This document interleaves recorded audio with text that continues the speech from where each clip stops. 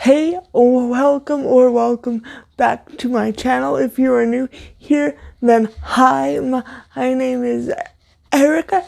It's been a while since I've done a story time video, so I figured I would make one.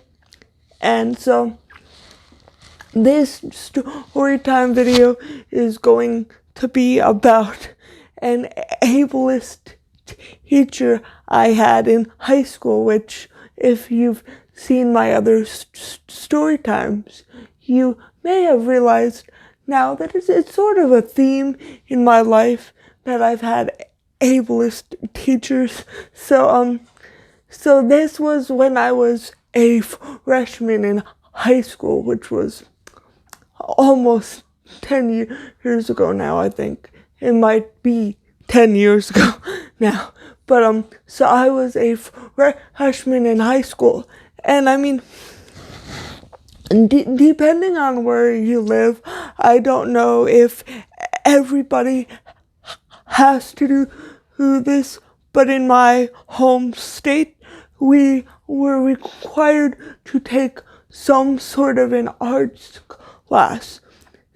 So I signed up for like an acting class, but of course not enough people signed up for that. So I got stuck in a class called Music in Our Lives, which was a joke of a class to begin with. It was really stupid. It was a terrible class. But anyway, so that class was taught by the orchestra teacher, and I'm going to give her a pseudonym for this video.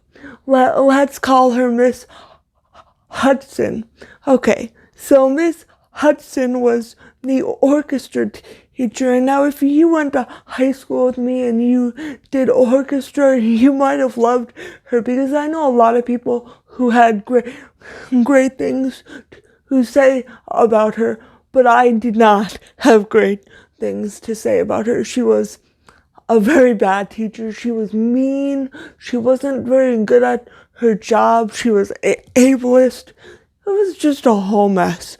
But anyway, so about halfway through the year, and keep in mind that like this Music in Our Lives class is like the class people take when they're not good at music or art, so they just kind of take it to fulfill the requirement, and it's not people who are very serious about music or art for whatever reason. And me, because I'm not musically inclined. But so anyway, I was taking this course, and halfway through the course, we had to play the keyboard. Now, if you don't know, if you're new here, I have a disability called Cerebral Palsy, which affects my motor functions, so I don't have full use of my left hand, and also my reflexes can be delayed at times, and I'm just not a very coordinated person. So suffice to say, I didn't think I would be very successful at the keyboard, but I was willing to give it a try. And this is not to say that nobody with cerebral palsy can be good at music, because I know many people with cerebral palsy that are, and there are like different adaptations and accommodations people can make to make them be able to play certain instruments. But of course, the high school I went to would not have paid for that. So I learned the song Yankee Doodle, which is now the bane of my existence because I had to play it over and over.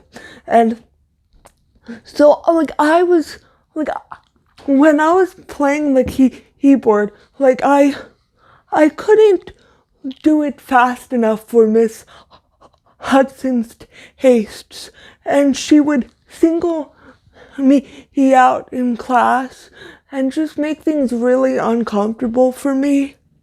No, you know those teachers who would like walk around in high school and like look over your shoulder to see what you're doing? Like she would do that while I was playing the keyboard, which made it even more stressful and probably didn't help my keyboarding skills.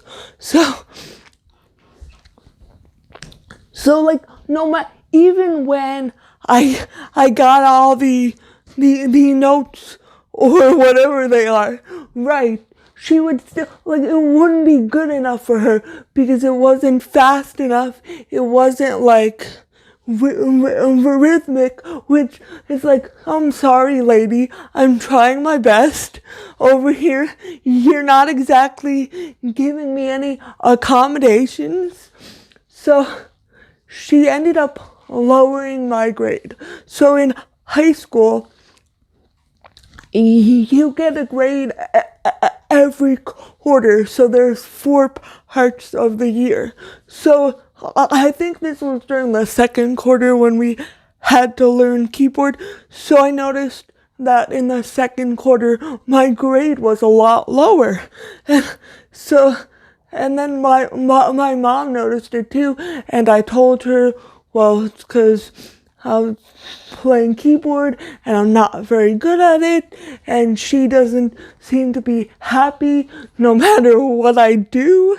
And so I don't know if Miss Hudson called my mom or if my mom called Miss Hudson, but it doesn't really matter. They had a phone call, and Miss Hudson was like, yeah, but she has to learn to play keyboard like every other student in this course is doing it. And also later in the year, we're gonna be playing guitar, but I figure that might be too hard for Erica, but she needs to at least learn the keyboard.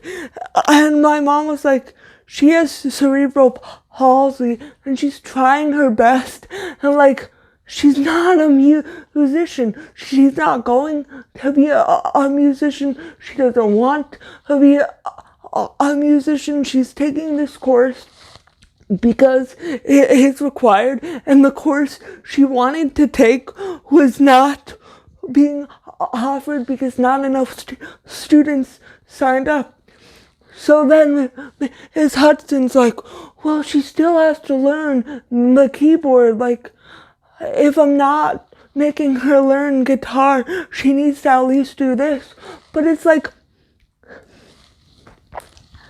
and I was trying my hardest.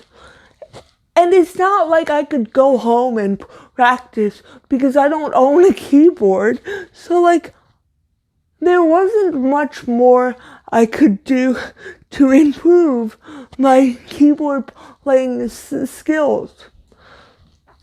But she decided she was going to lower my grade anyway because she's like, well, she can't play keyboard, so she can't get an A in this course, even if on every quiz we have about like Baroque era musicians and classical era musicians, she does well, but since she can't play keyboard, she can't get an A.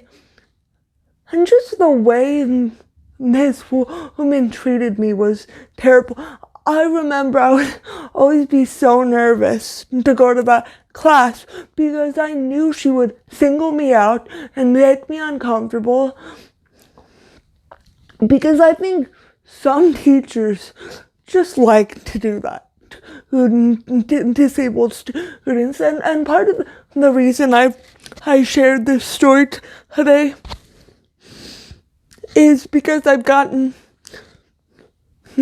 comments from some people talking about their experiences in school and dealing with ableism. And so I just wanted to share, to say that you're not alone, and to say that it's not okay for for teachers to treat disabled students this way.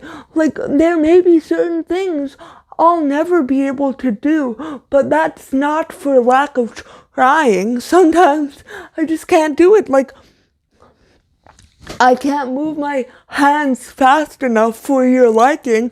I'm sorry. And I mean, that's pretty much the end of this video. I know it was pretty short, but I mean, I'm not gonna drag it out for no reason. Like, I only have so much to say about it. But thank you so much for watching. If you liked it, please give it a big thumbs up. And if you have not already and you would like to see more of my content, please consider hitting that subscribe button. Thank you so much for watching, and I hope to see you again next time. Bye.